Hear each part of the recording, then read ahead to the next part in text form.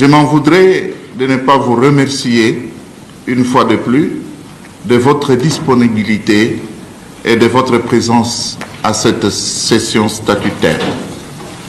En effet, malgré nos responsabilités pastorales qui nous attendent, vous avez donné de votre temps avec beaucoup d'assiduité.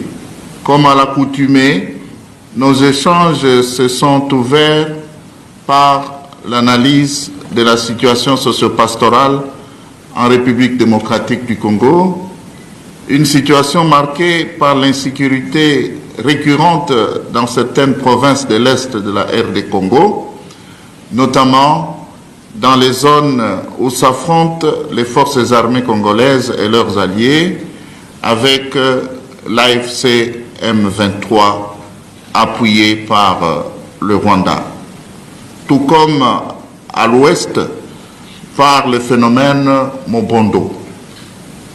Ce comité permanent était essentiellement pastoral. Nous avons reçu de nos 12 commissions épiscopales des rapports annuels, des informations et des dossiers pastoraux auxquels nous avons consacré du temps d'examen. Après appréciation, nous avons décidé de transmettre pour adoption à l'Assemblée plénière les dossiers suivants. L'exhortation des consacrés sur la synodalité, l'instruction sur les filles avec grossesse dans nos écoles catholiques, les statuts des bilingues à Mwinda, les statuts des mamans catholiques. Le bon fonctionnement de nos structures ecclésiales requiert la présence d'un personnel disponible. Raison pour laquelle, conformément aux échéances statutaires de la CENCO, nous avons procédé au renouvellement des mandats et à la nomination du personnel à certains postes.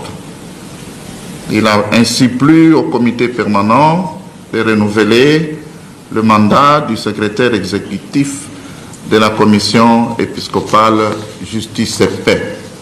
Éminence, Excellences, frères et sœurs, il ne reste plus qu'à vous renouveler ma profonde gratitude pour votre disponibilité, preuve de votre attachement spontané à l'Église Famille de Dieu qui est en RD Congo. Nous ne pouvons que remercier le Seigneur de nous avoir conduits et éclairés par son esprit pendant ces assises.